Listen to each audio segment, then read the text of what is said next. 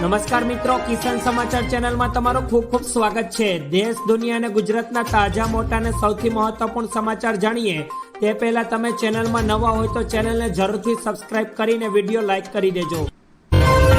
ગુજરાતને વાવાઝોડું ધમરોળશે, શહેરોમાં પવન સાથે વરસાદની શક્યતા।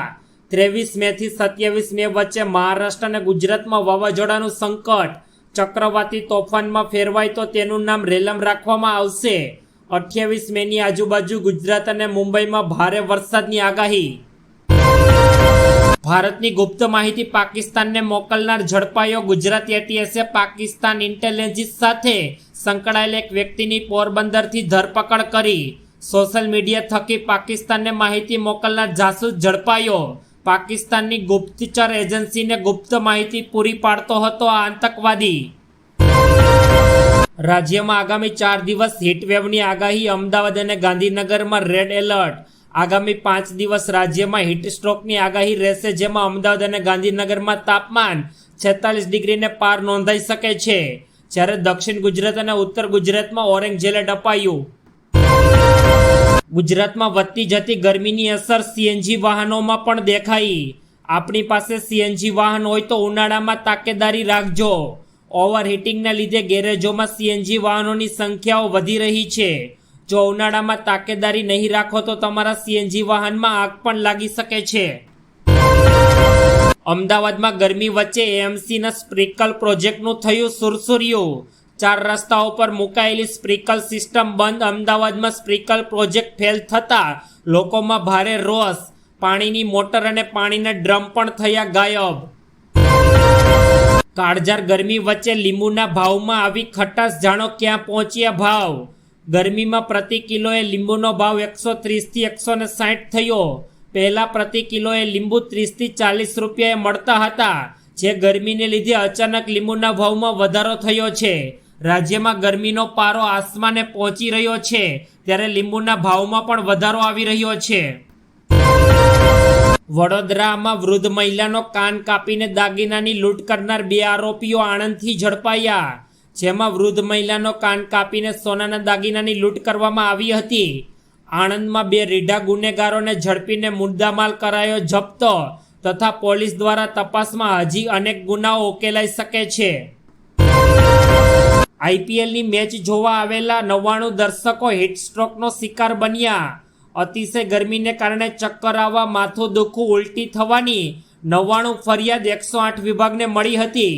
108 વિભાગ દ્વારા ઇમરજન્સીએ હીટસ્ટ્રોકનો શિકાર બનેલા 99 ક્રિકેટ પ્રેમીઓને સ્ટેડિયમમાં સારવાર આપવામાં આવી। કેટલાક ક્રિકેટ પ્રેમીઓ વધુ સારવાર માટે હોસ્પિટલમાં એડમિટ કરાયા। રાજ્યના 207 જળાશયોમાં પાણીનું સ્તર 50%થી નીચે। મે માસ પૂરો થવા આવ્યો છે અને કાળઝાળ ગરમી ઓછી થવાનું નામ નથી લઈ રહી, ત્યારે 207 જળાશયોમાં માત્ર 42.94% જળ સંગ્રહ। ઉત્તર ગુજરાતના 15 જળાશયોમાં 29.36% જળ સંગ્રહ, જ્યારે મધ્ય ગુજરાતના 17 જળાશયોમાં 47.21% જળ સંગ્રહ જોવા મળ્યો। સુરતમાં ગરમીની દેખાઈ રહી છે અસર। લૂ લાગવાથી 12 દર્દીઓને સારવાર હેઠળ ખસેડાયા। હીટસ્ટ્રોકના કારણે એએમસી સંચાલિત સિમીરમેરમાં 4 દર્દીઓ સારવાર હેઠળ, જ્યારે નવી સિવિલ ખાતે 8 દર્દીઓને સારવાર હેઠળ ખસેડાયા। સિવિલ હોસ્પિટલમાં 1 દર્દીનું શંકાસ્પદ મોત। શ્રમિકોએ હેલ્પલાઇન નંબરને લઈને અજાણ સરકારના નિયમો કાગળ પર જ। કેટલીક સાઇટો પર શ્રમિકો પાસે બપોરના સમયે પણ કામ લેવામાં આવે છે। શ્રમિકોને બપોરે 1 થી 4 કામ ન કરવું તેવા આદેશોની ખબર જ નથી। શ્રમિકોના હિત માટે સરકારે જાહેર કર્યો છે હેલ્પલાઇન નંબર 155372। અમદાવાદમાં મદરસાની તપાસને લઈને ક્રાઇમ બ્રાન્ચે સિટી સર્વે અને એમસીની લીધી મદદ। મસ્જિદ અને મદરસા કેટલા સમયથી કાર્યરત છે તે વિગત માંગણી કરવામાં આવી। જમીન કોના માલિકીની, બાંધકામ ક્યારે થયું તે પણ માહિતી મસ્જિદ વિભાગ દ્વારા તરફથી એકત્રિત કરવામાં આવી રહી છે। સુરતના મોલાના કેસમાં અશોક સુથાર ઉર્ફ અબુ બકરે હત્યા માટે લીધી હતી સોપારી। રાજસ્થાનના અશોક સુથાર ઉર્ફ અબુ બકરે રૂપિયા 1 કરોડની સોપારી લીધી હતી। હિન્દુ નેતા ઉપદેશ રાણાની હત્યા કરવા માટે સોપારી લેવામાં આવી હતી। પાકિસ્તાની આતંકવાદી ડોગર પાસે કામ માંગતો હતો અશોક ઉર્ફ અબુ બકર. ભાવનગરના સુભાષનગર હમીરસિંહ પાર્ક પાસે મારામારી, માતા પુત્રીને ઢોરમાર મરાયો. આવાસ યોજનાના એમ બ્લોક પાસે થઈ મારામારી. આવાસ યોજનાના પ્રમુખ ઉપપ્રમુખે માર્યો માર. સીસીટીવી ફૂટેજ ન મળતા વિવાદ વકર્યો ને 4 લોકો સામે નોંધાઈ ફરિયાદ. વડોદરામાં હીટવેવને કારણે 24 કલાકમાં વધુ 3 લોકોના મોત. ગુજરાતમાં કાળઝાળ ગરમીથી લોકો ત્રાહિમામ પોકારી ઉઠ્યા છે. સાથે સાથે મોતની સંખ્યાઓમાં પણ વધારો થઈ રહ્યો છે. વીઆઈપી રોડ ખાતે રહેતા 77 વર્ષીય કિશન દિધેનું ડિહાઇડ્રેશન અને લૂ લાગ્યા બાદ મોત. વાઘોડિયાના 39 વર્ષીય જગદીશ પટેલનું ગભરામણ બાદ મોત. માંજલપુરના 62 વર્ષીય કરશન પરમારનું વોમિટિંગ બાદ હાર્ટ એટેક આવતા મોત થયું. અમદાવાદ અને ગાંધીનગર સહિત રાજ્યમાં છેલ્લા કેટલાક દિવસથી કાળઝાળ ગરમી પડી રહી છે.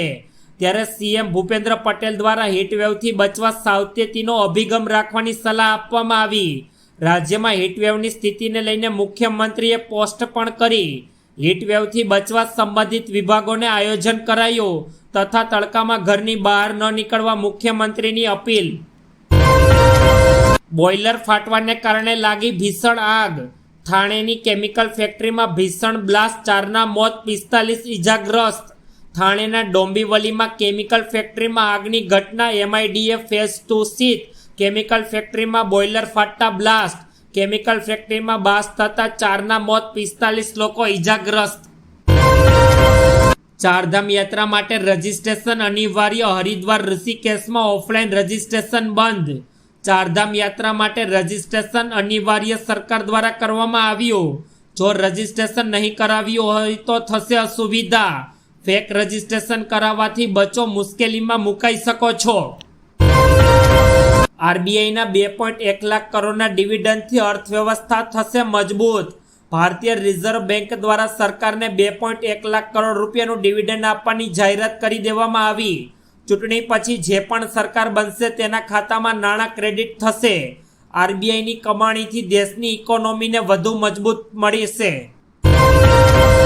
અમિત શાહે કરી ભવિષ્યવાણી. કોંગ્રેસને મળશે 40 સીટ તો ભાજપને મળશે કેટલી? કેન્દ્રીય ગૃહમંત્રી અમિત શાહે ઇન્ડિયા ગઠબંધન પર નિશાન સાધ્યું. 5 તબક્કાની ચૂંટણી બાદ અમિત શાહે કોંગ્રેસ અને એસપી પર શાબ્દિક પ્રહારો કર્યા. ઇન્ડિયા ગઠબંધન SC, ST અને ઓબીસીના આરક્ષણને ઈરાદો લૂંટવાનો છે. કેન્દ્રીય ગૃહમંત્રી અમિત શાહ 5 તબક્કાની ચૂંટણી બાદ કોંગ્રેસ અને એસપી માટે ભવિષ્યવાણી કરી છે. આ દરમિયાન તેમણે અનામત મુદ્દે ઇન્ડિયા ગઠબંધન પર નિશાન સાધ્યું છે. ભારતીય શેર બજાર ઐતિહાસિક 1196ની સપાટીએ પહોંચ્યું.